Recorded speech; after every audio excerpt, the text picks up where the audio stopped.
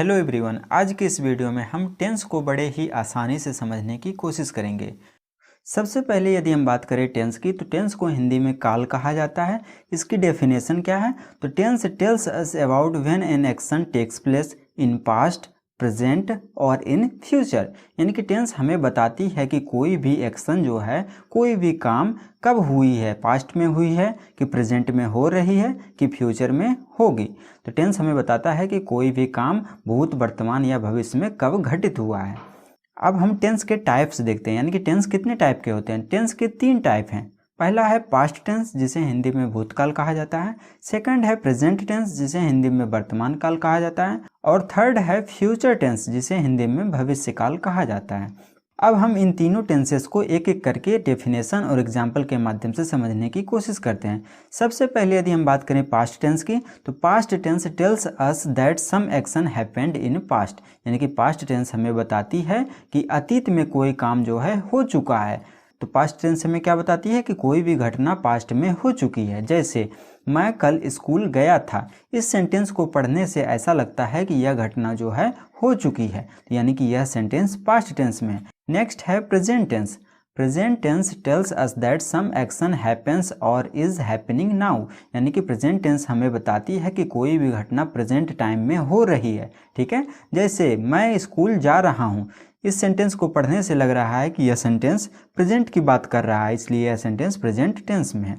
अगला टेंस है future tense, जिसे हिंदी में भविष्य काल कहा जाता है। तो future tense tells us that some action will happen in future. यानी कि भविष्य काल हमें बताती है कि कोई भी घटना जो है फ्यूचर में, यानी कि भविष्य में हैपन यानी कि होगी। तो भविष्य काल हमें बताता है कि कोई काम भविष्य में होगी। एग्जाम्पल यदि देखें, वह कल स्कूल जाएगा, इस सेंटेंस को पढ़ने से ऐसा लग रहा है कि यह काम भविष्य में होगा, इसलिए यह सेंटेंस फ्यूचर टेंस में।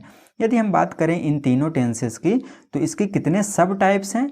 तो इनके सब टाइप्स हैं 4 यानी कि पास्ट टेंस के 4 टाइप हैं, प्रेजेंट टेंस के 4 टाइप हैं और फ्यूचर टेंस के भी 4 टाइप हैं।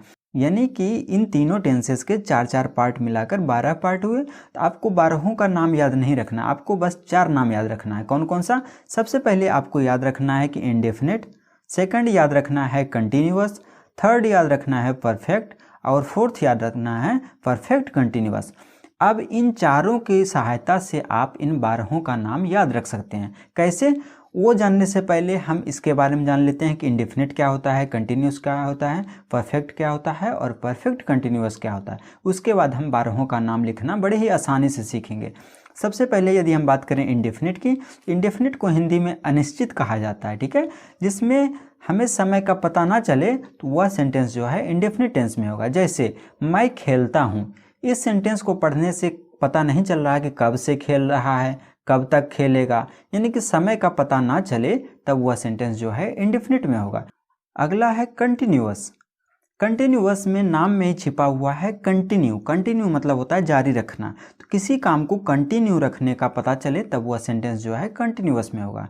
जैसे वह दिल्ली जा रहा है, इस सेंटेंस को पढ़ने से लग रहा है कि जाने का काम कंटिन्यू है, यानी कि यह कंटिन्यूअस टेंस में है। अगला है परफेक्ट टेंस। परफेक्ट टेंस में किसी काम के पूरा हो जाने का पता चलता है। जैसे वह दिल्ली जा चुका है, इस सेंटेंस को पढ़ने से पता चल रहा है कि वह दिल्ली पहुंच चुका है, यानी कि यह काम हो चुका है, यानी कि यह सेंटेंस परफेक्ट टेंस में है। अगला है परफेक्ट कंटिन्यूअस।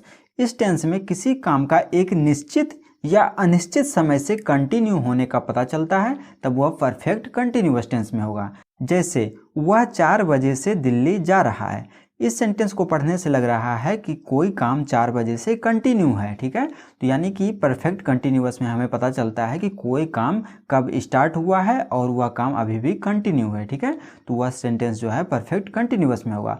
अब हम इन तीनों टेंसेस के 4 पार्ट कौन से हैं उसे लिखेंगे। तो आपको क्या याद रखना है? इंडेफिनिट, कंटिन्यूअस, परफेक्ट और परफेक्ट कंटिन्यूअस। ये देखिए, मैंने तीनों जगह पर सेम चीज़ लिखा है। तो आपको पास्ट टेंस के 4 पार्ट पूछे तो इसके आगे बस पास्ट रख देना, यानी कि past indefinite, past continuous, past perfect, past perfect continuous. यदि बोले कि प्रेजेंट टेंस के 4 पार्ट लिखिए तो इन चारों नाम के पहले आपको प्रेजेंट रख देना है। तो क्या हो जाएगा? Present indefinite, present continuous, present perfect continuous. यदि बोले फ्यूचर टेंस के चारों पार्ट लिखिए तो आपको इन चारों के पहले क्या रख देना है, फ्यूचर टेंस रख देना है। तो क्या हो जाएगा, future indefinite, future continuous, future perfect और फ्यूचर परफेक्ट कंटिन्यूअस। ठीक है, तो आपको ये 4 नाम याद रखना है। एक बार यदि आप उसके पहले पास्ट रख देते हैं तो पास्ट के 4 पार्ट हो जाएंगे, यदि उसके पहले प्रेजेंट रख देते हैं तो प्रेजेंट के चारों पार्ट हो जाएंगे, और उन चारों के पहले यदि आप फ्यूचर रख देते हैं तो वो फ्यूचर के चारों पार्ट हो जाएंगे। ठीक है, तो उम्मीद करता हूँ कि आप टेंस और टेंस के सब टाइप्स कौन कौन से हैं उसको आप सीख लिए होंगे। तो यदि वीडियो अच्छा लगा तो चैनल को सब्सक्राइब कर दें, साथ ही साथ वीडियो को लाइक भी कर दें। तब तक के लिए धन्यवाद, मिलते हैं अगले वीडियो में।